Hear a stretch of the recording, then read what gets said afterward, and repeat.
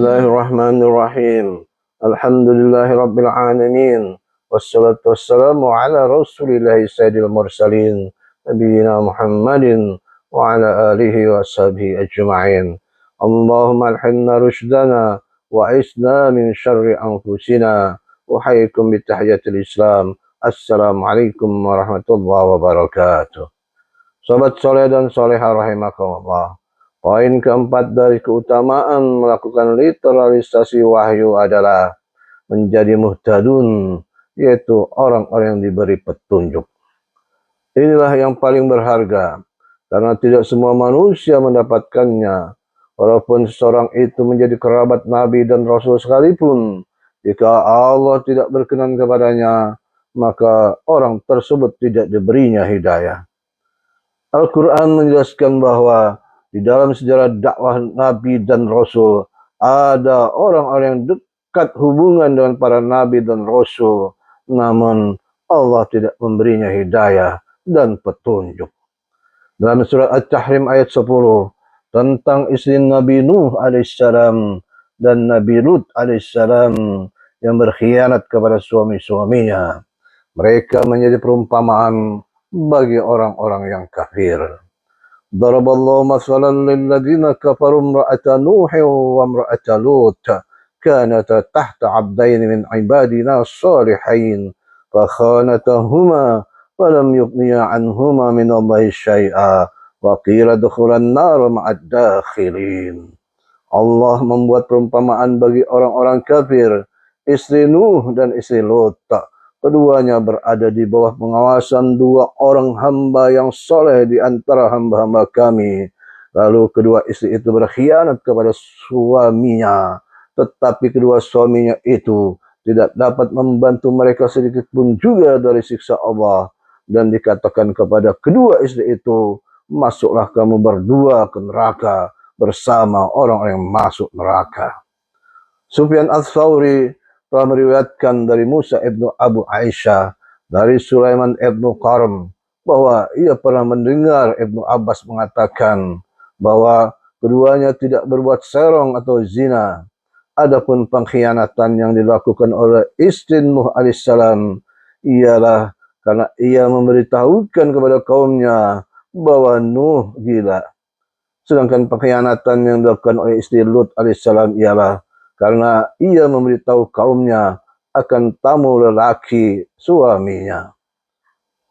Al-Aufi telah meriwayatkan dari Ibnu Abbas yang telah mengatakan bahwa pengkhianatan yang dilakukan oleh kedua istri tersebut karena keduanya tidak seagama dengan suaminya masing-masing.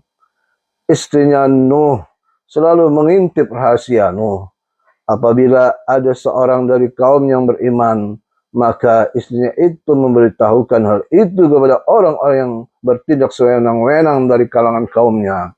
Dan istrinya Lut, apabila Lut kedatangan seorang tamu lelaki, maka ia memberitahukan kepada penduduk kota yang senang dengan perbuatan keji sodomi.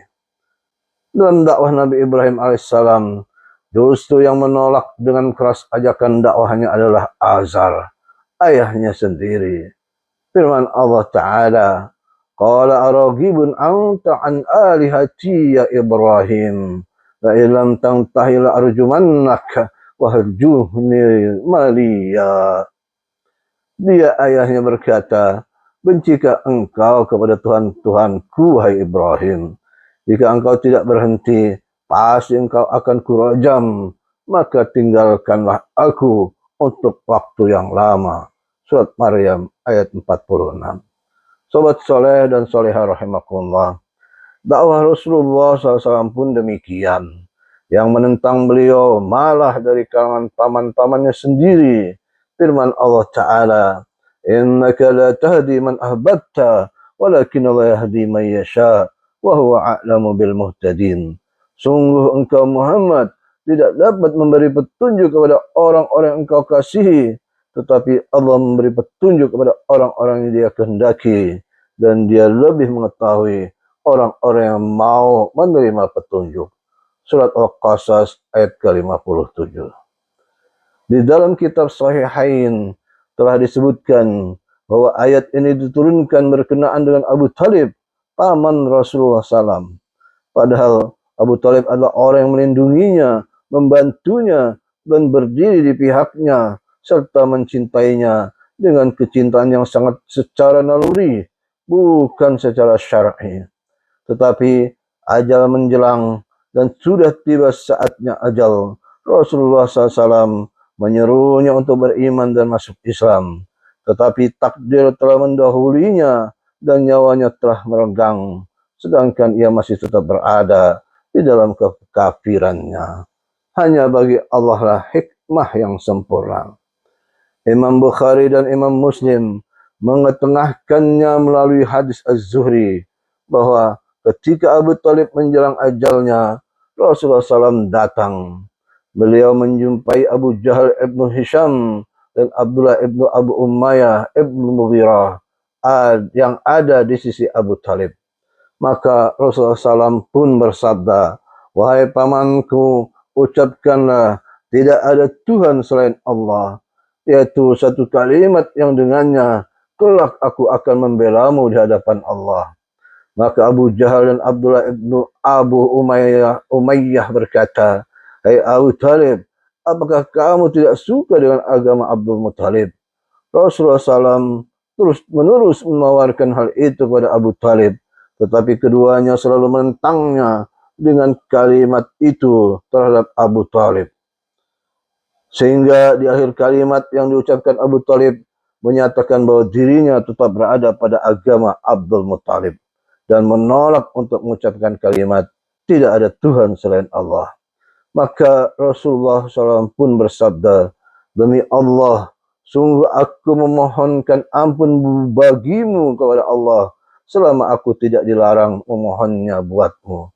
Maka Allah menurunkan firman-Nya, "Tiadalah sepatutnya bagi Nabi dan orang yang beriman memintakan ampun kepada Allah bagi orang-orang musyrik, walaupun orang-orang musyrik itu adalah kaum kerabatnya."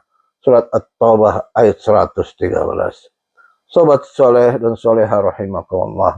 Alhamdulillah wa syukurillah, kita yang tidak mempunyai hubungan secara nasab dengan para nabi dan rasul itu, bahkan dengan Rasulullah SAW pun beda suku, bangsa, dan terpaut rentang waktu yang jauh, telah mendapatkan hidayah yang dahulu diperjuangkan oleh para nabi dan rasul tersebut. Kita bahkan tidak sekedar mengimaninya, namun juga berada pada posisi sebagai duat, yaitu para dai yang memperjuangkan agama Allah ini. Inilah petunjuk dan hidayah yang akan menyelamatkan kita dari kesengsaraan akhirat dan mendapatkan kebahagiaan sejati dan kesuksesan yang sebenar-benarnya. Firman Allah Ta'ala, "وَنَزَعْنَا مَا فِي صُدُورِهِمْ مِنْ غِلٍّ تَجْرِي مِنْ تَحْتِهِمُ الْأَنْهَارُ وَقَالُوا الْحَمْدُ لِلَّهِ الَّذِي هَدَانَا لِهَذَا وَمَا كُنَّا لِنَهْتَدِيَ لَوْلَا أَنْ هَدَانَا اللَّهُ لَقَدْ جَاءَتْ رُسُلُ رَبِّنَا بِالْحَقِّ وَنُودُوا أَنْ تِلْكُمُ الْجَنَّةُ أُورِثْتُمُوهَا بِمَا كُنْتُمْ تَعْمَلُونَ." Dan kami mencabut rasa dendam dari dada mereka. Di bawahnya mengalir sungai-sungai. Mereka berkata, "Segala puji bagi Allah yang telah menunjukkan kami ke surga ini.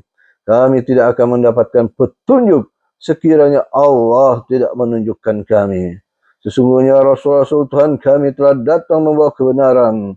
Diserukan kepada mereka, "Itulah surga yang telah diwariskan kepadamu karena apa yang telah kamu kerjakan." Surat Al-A'raf ayat 43. Sobat soleh dan soleha rahimakumullah, inilah karunia dan keutamaan yang diberikan Allah kepada siapa yang dikehendakinya.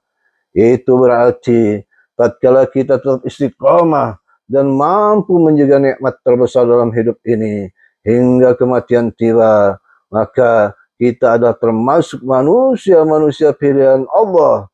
Jagalah sampai akhir, apapun alasannya, tidaklah akan diterima Allah apabila kita surut ke belakang dan meninggalkan petunjuk dan hidayahnya ini. wa'bud rabbaka hatta ya'tiyakal yaqin, dan sembahlah Tuhanmu sampai yakin, yakni ajal datang kepadamu. Surat Al-Hijr ayat 99. Sobat soleh dan soleha rahimakumullah, kiranya sampai di sini dahulu. Terima kasih atas atensi dan perhatian. Mohon maaf atas kekurangan. Dukungan diharapkan. Semoga Allah berkenan menerima segala amalan.